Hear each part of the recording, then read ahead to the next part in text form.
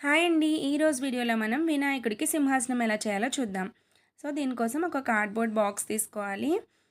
ఈ ప్లేస్‌లో మీరు శారీ బాక్స్ అయినా కూడా తీసుకోవచ్చు. ఆ బాక్స్‌కి మనం ఒక కలర్ పేపర్ తోటి వ్రాప్ చేసుకోవాలి. ఇక్కడ నేను గోల్డ్ కలర్ పేపర్ తీసుకొని ఫెవికాల్ తోటి స్టిక్ చేసుకున్నాను.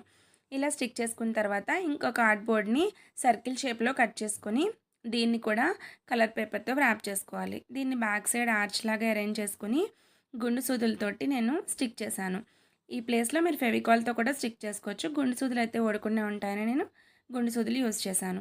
ఇప్పుడు మనం గరికని చిన్న చిన్న కట్టల కింద కట్టుకుని బ్యాక్ సైడ్ ఆర్చ్ లాగా అరేంజ్ చేసుకోవాలి. సో, అవన్నీ అరేంజ్ చేసుకుని సెలో టేప్ తోటి ఇలా స్టిక్ చేసుకోవాలి. సో, ఇప్పుడు మనం ఫ్రంట్ అనేది ఫ్లవర్స్‌తో మనకి నచ్చినట్టుగా డెకార్ చేసుకోవచ్చు. నేను ఇలా అయితే ఫ్లవర్స్ అన్నింటిని కూడా అరేంజ్ చేసుకున్నాను. సో, ఇంతేనండి. ఇంట్లో ఉండే వాటితో మనం వినాయకుడికి సింహాసనం రెడీ చేసుకోవచ్చు. నచ్చితే please like, share and subscribe.